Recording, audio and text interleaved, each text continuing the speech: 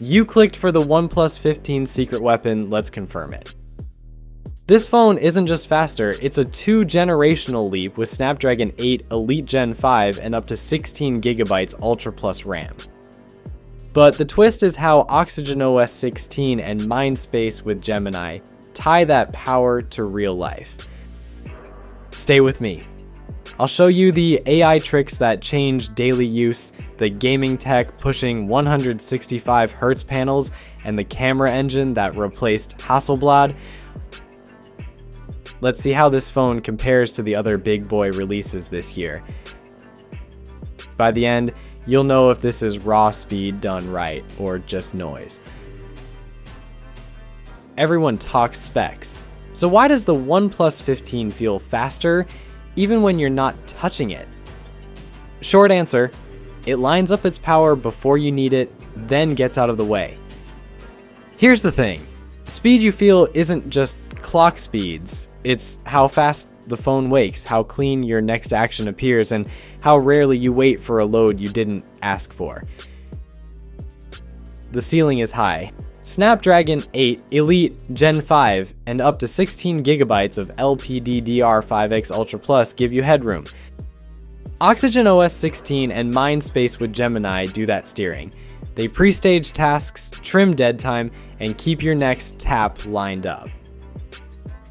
Meet the new flow, the plus key. You can rebind it to fire off real tasks, not just shortcuts. Tap to get a context-aware summary of what's on your screen. Hold to start a capture without hunting for a toggle. Double press to recall a plan you saved earlier. It reduces the scroll and search routine and makes AI a tool you summon, not a feature that nags you. Mindspace with Gemini works like a quiet second brain that hangs onto threads across apps. Save a note, a link, a date, and it can stitch those into a quick recap when you pop back in. You get smart replies that adapt to what you were doing and task follow-through that picks up where you left off. The key is persistence. It doesn't just react, it remembers, then offers the next move when you're ready. Now, by tightening CPU scheduling, the phone cuts the micro delays that cause stutter. Lower wake times mean the screen shows what you expect as soon as you touch it, and instead of blasting you with prompts, AI suggestions land when they're clearly useful. That lowers mental load and keeps the UI calm. So the secret weapon isn't raw speed, it's speed steered by context.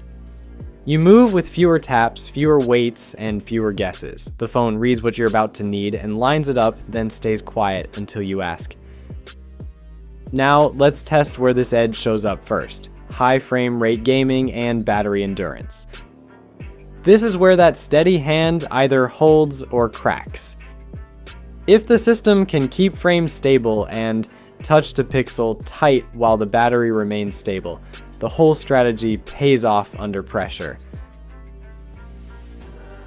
165 frames per second sounds flashy. What can it do that 120 frames per second phones can't in real games? You get two things: finer timing windows and smoother tracking at the edges of your swipes. When the frame budget shrinks, aim assist feels less sticky and camera pans don't tear as easily. You see micro movements you'd miss at 120, which helps in fast duels and tight strafes. Now, let's look at the stack that tries to make that real. OnePlus gaming technology pulls three pieces together: OP Gaming Core, the OP Performance Tri-Chip, and OP FPS Max. In short, they're built to chase stable high frames per second and shave input delay. High frames per second is a tax. More frames push the CPU and GPU harder, which means heat, throttling, and battery drain. The question is simple: can a 7,300 milliamp hour battery pack and smarter chips hold the line past the first hour? Big capacity buys time, but software still decides whether those watts turn into frames or waste. Here's the breakdown. The OP Gaming Core runs a custom CPU scheduler that shifts work across cores to cut spikes. When the load spreads, heat rises slower, and the phone avoids that sudden step down that kills a hot streak. Hyperrendering tackles the GPU side, restructuring the pipeline so each frame costs less.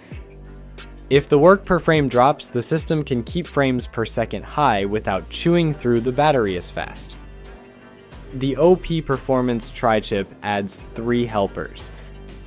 The Snapdragon handles raw compute. A dedicated touch response chip watches your finger with high sampling and snaps off faster actions, which trims touch-to-pixel delay you feel on quick taps and flicks.